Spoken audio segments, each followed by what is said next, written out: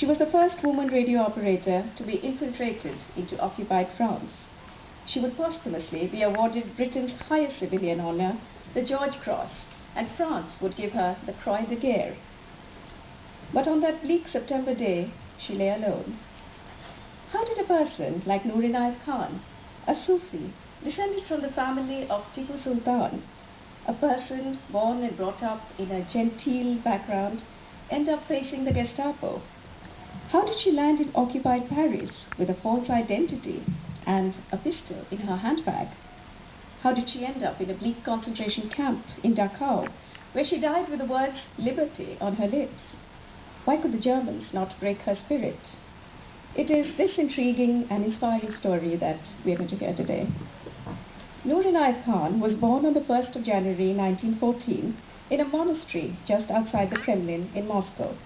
Her father was a Sufi preacher, Hazrat Inayat, and her mother was an American lady, Ora Ray Baker.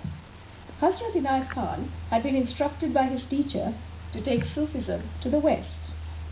In New York, Inayat Khan and his brothers set up a group called the Royal Musicians of Hindustan in order to create this masterpiece.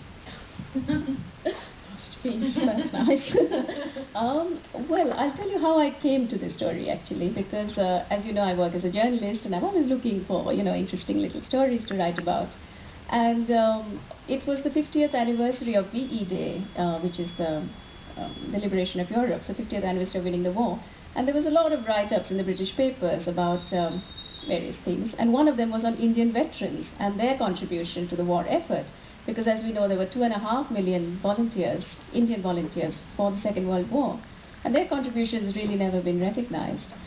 And one of the, part of this big half-page story was about 5 lines on Noor Inayat Khan with a little photograph of her, the one with the WAF uniform, with her cap and her little half smile. And all it said was Noor Inayat Khan, a secret agent, and she was killed by the Gestapo in Dachau concentration camp. Of course, Noor was captured on the very tail end, where she was just about to leave. And I often wonder, as I put the book down and I look at her picture luring me from the cover, what she would be doing today.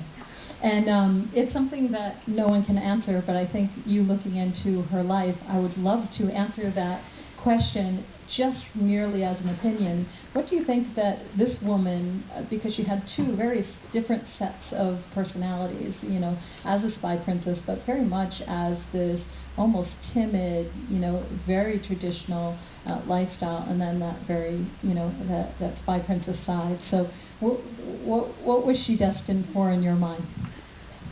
She would have been a writer, and she would have been more famous than J.K. Rowling ever was. She would be giving us these stories from, her own experience. She would have been fantastic, She would have been the best granny anyone could have ever had. So I think she had a lot of spirit, and I think if she had lived through this, we would have just, we would have lived through a whole different experience. We would have heard the tales from the horse's mouth. But Beautiful.